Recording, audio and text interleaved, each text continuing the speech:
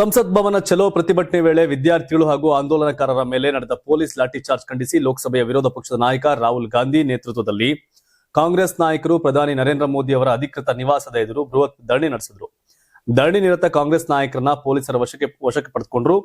ನವದೆಹಲಿಯ 7 ಲೋಕ ಕಲ್ಯಾಣ ಮಾರ್ಗದಲ್ಲಿರತಕ್ಕಂಥ ಪ್ರಧಾನಿ ನಿವಾಸದ ಮುಂಭಾಗ ಜಮಾಯಿಸಿದ ಪ್ರತಿಭಟನಾಕಾರರು ವಿದ್ಯಾರ್ಥಿಗಳ ಮೇಲೆ ದೌರ್ಜನ್ಯದ ಹೊಣೆ ಹೊತ್ತು ಪ್ರಧಾನಿ ನರೇಂದ್ರ ಮೋದಿ, ಕೇಂದ್ರ ಗೃಹ ಸಚಿವ ಅಮಿತ್ ಶಾ ಹಾಗೂ ಕೇಂದ್ರ ಶಿಕ್ಷಣ ಸಚಿವ ಧರ್ಮೇಂದ್ರ ಪ್ರಧಾನ್ ಅವರು ತಕ್ಷಣವೇ ರಾಜೀನಾಮೆ ಕೊಡಬೇಕು ತಮ್ಮ ಸ್ಥಾನಕ್ಕೆ ಅಂತ ಆಗ್ರಹ ಮಾಡಿದರು.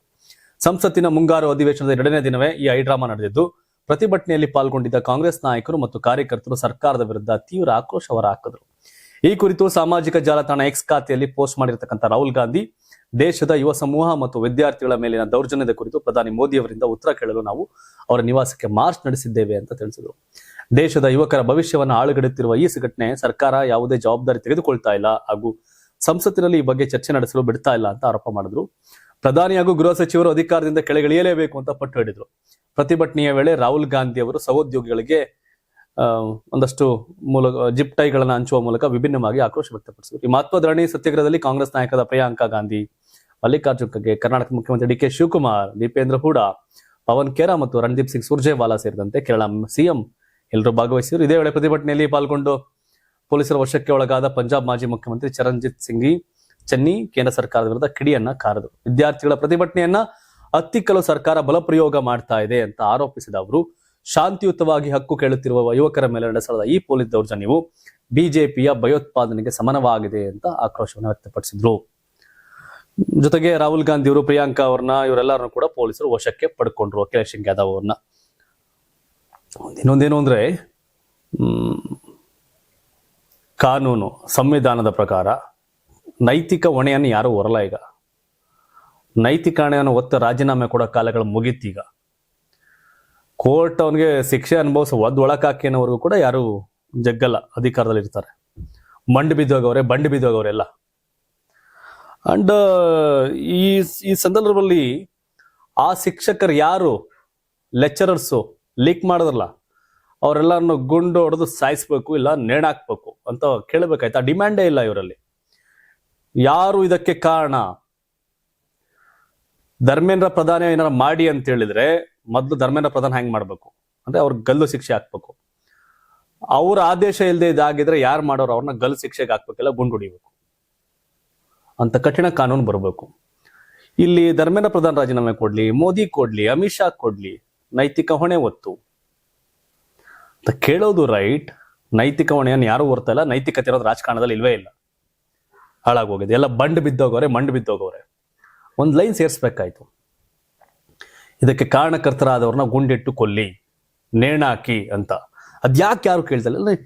ಇವರ ಉದ್ದೇಶ ಮೋದಿ ರಾಜೀನಾಮೆ, ಧರ್ಮೇಂದ್ರ ಪ್ರಧಾನ್ ರಾಜೀನಾಮೆ, ಅಮಿತ್ ಶಾ ರಾಜೀನಾಮೆನ, ಅಥವಾ ಈ ಪ್ರಕರಣಕ್ಕೆ ಕಾರಣ ಆದವ್ರನ್ನ ಸಾಯಿಸಿ ಇರೋದು ಆ ಡಿಮ್ಯಾಂಡ್ ಬೇಕು ಅಂತ.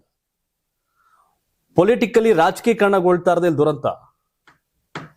ಈಗ ಅವ್ರು ಹೇಳ್ಬೇಕು, ಇಂಥವ್ರು ಯಾರವ್ರು ಇದಕ್ಕೆ ಸ್ಪೆಷಲ್ ಕಾನೂನು ತಂದು ಇಂಥ ಪ್ರಕರಣಗಳಲ್ಲಿ ಮೇಜರ್ ಪರೀಕ್ಷೆಗಳು, ಸರ್ಕಾರಿ ಹುದ್ದೆಗಳು ಹಾಕಿ, KPSC ಇಂದ ಹಿಡಿದು UPSC ಎಲ್ಲದಕ್ಕೂ ಹಾಕಿ, ಅಕ್ರಮ ಮಾಡಿದ್ರೆ ಸಿಕ್ಬಿದ್ರೆ ಅವ್ರಿಗೆ 1 ವರ್ಷದಲ್ಲಿ ಅದನ್ನ ಪ್ರಕರಣವನ್ನ ತನಿಖೆ ಮಾಡಿ ಅವ್ರನ್ನ ಹ್ಯಾಂಗ್ ಮಾಡಬೇಕು ಅಂತ ಆದೇಶ ಮಾಡಿ ಹೇಳ್ತೀನಿ, ತಾಕತ್ತಿದ್ರೆ.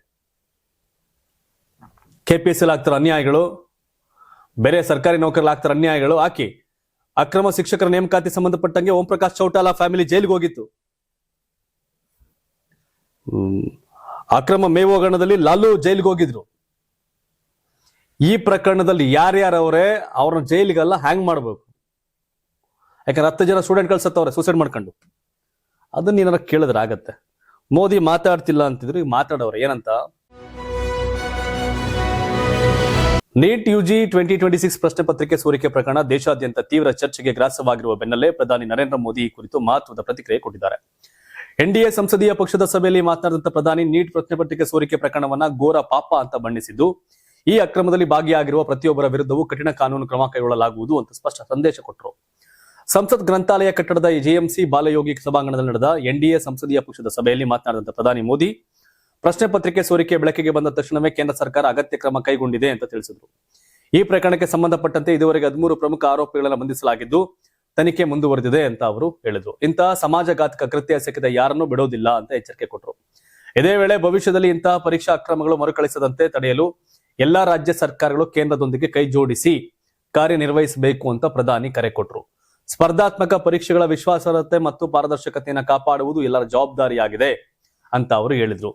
ದೇಶಾದ್ಯಂತ ನೀಟ್ ಪರೀಕ್ಷೆ ಅಕ್ರಮದ ವಿರುದ್ಧ ಪ್ರತಿಭಟನೆಗಳು ನಡೆಯುತ್ತಿರುವ ಹಿನ್ನೆಲೆಯಲ್ಲಿ ಯುವ ಜನರ ಕುರಿತು ವಿಶೇಷವಾಗಿ ಮಾತನಾಡಿದಂತ ಪ್ರಧಾನಿ ಮೋದಿ, ಮಕ್ಕಳನ್ನ ಪ್ರಚೋದಿಸಬೇಡಿ, ಅವರಿಗೆ ಸರಿಯಾದ ದಾರಿ ತೋರಿಸಿ ಅಂತ ಸಂಸದರಿಗೆ ಸಲಹೆ ಕೊಟ್ಟರು.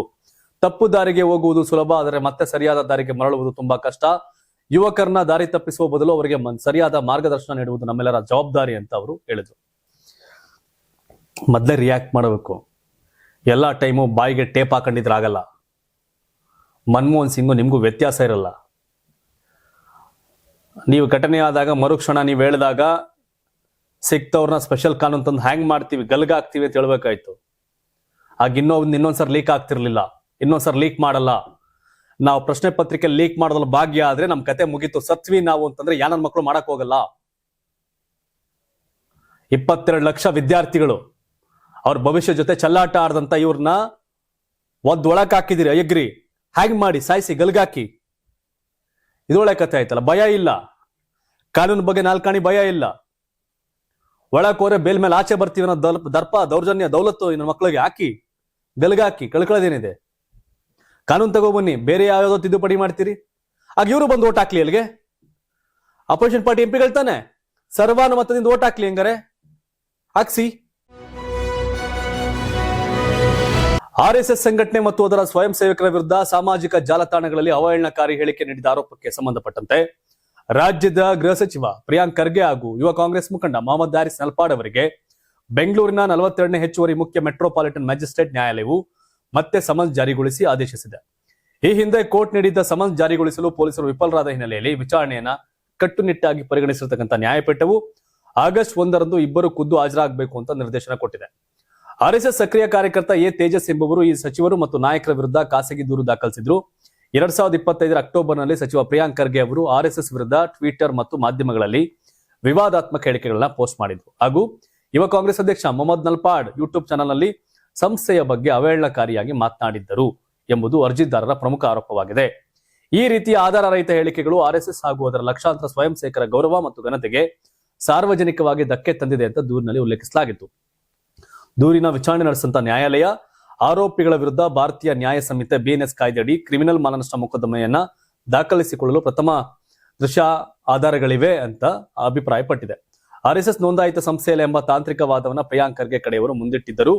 ಅದನ್ನ ವಿಶೇಷ ನ್ಯಾಯಾಲಯವು ಇತ್ತೀಚೆಗೆ ತಿರಸ್ಕರಿಸಿತ್ತು. ಈ ಕಾನೂನು ಸಮರವನ್ನ ಕೋರ್ಟ್ ಮೂಲಕವೇ ಎದುರಿಸುವುದಾಗಿ ಸಚಿವ ಪ್ರಿಯಾಂಕ್ ಖರ್ಗೆ ತಿಳಿಸಿದ್ದು, ಮುಂಬರುವ ಆಗಸ್ಟ್ 1ರ ನ್ಯಾಯಾಲಯದ ವಿಚಾರಣೆ ತೀವ್ರ ಕುತೂಹಲವನ್ನ ಮೂಡಿಸಿದೆ. ಎಲ್ಲ ಫ್ರೀ ಆಗವರೇ ಹೋಗಿ ಬರ್ಲಿ.